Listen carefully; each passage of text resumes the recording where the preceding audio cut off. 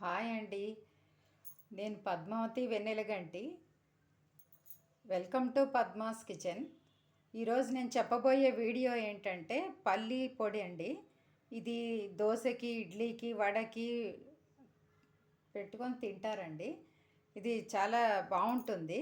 దీనికి కావాల్సిన పదార్థాలు: పల్లీలు ఒక గ్లాస్ అండి, కారము ఒక 3 స్పూన్స్, సాల్ట్ ఒక 2 స్పూన్స్, జీలకర్ర కొంచెం, వెల్లుల్లి వేసుకునే వాళ్ళకి వెల్లుల్లి అండి, వెల్లుల్లి కూడా కొన్ని ఒక 7-8 అట్లా తీసుకోవాలి. ఇప్పుడు అది ఎలా ప్రాసెస్ ఏంటో చూసేద్దామా. ముందుగా స్టవ్ మీద ప్యాన్ పెట్టి కొంచెం ప్యాన్ వేడయ్యాక ఈ పల్లీలు వేసుకోవాలి. ప్యాన్ వేడయ్యింది. దీంట్లో ఒక గ్లాస్ వరకు పల్లీలు తీసుకోవాలి. దీన్ని కొంచెం కొంచెం సన్నపు మంట మీద వేయించాలి, లేకపోతే ఏంటంటే అది టేస్ట్ బాగుండదు.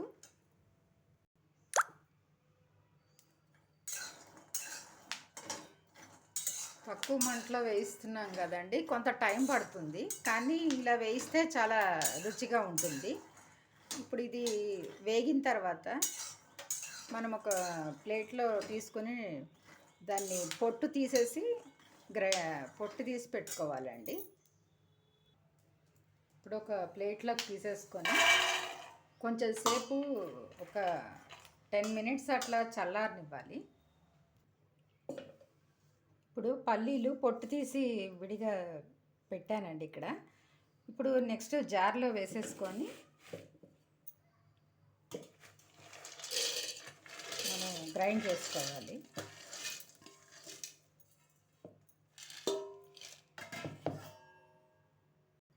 ఇప్పుడు మనం ముందుగా తీసి పెట్టుకున్న వెల్లుల్లి కావాలంటే వేసుకోవచ్చండి, లేకపోతే స్కిప్ చేయొచ్చు.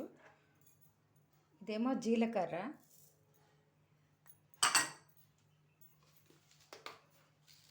ఉప్పు 2 స్పూన్లు అండి,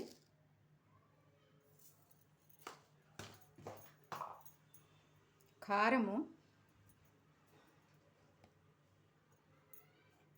3 స్పూన్స్. కొంచెం ఇది కారంగానే ఉండాలి, ఎందుకంటే ఇది పల్లీలు స్వీట్గా ఉంటుంది కదా, అందుకని కొంచెం కారంగానే చేసుకుంటే బాగుంటుంది. ఇప్పుడు దీన్ని గ్రైండ్ చేయాలి. గ్రైండ్ అయిపోయింది.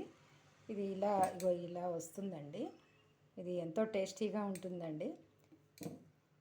ఇలా పల్లీలు కూడా బాగా చల్లారిన తర్వాతే వెయ్యాలి, లేకపోతే ఏంటంటే అది ముద్ద కట్టేస్తుంది. అందుకని కొంచెం బాగా చల్లారనిచ్చి గ్రైండ్ చేయాలి. అంతేనండి, రెడీ అయిపోయింది పల్లీ పౌడరు.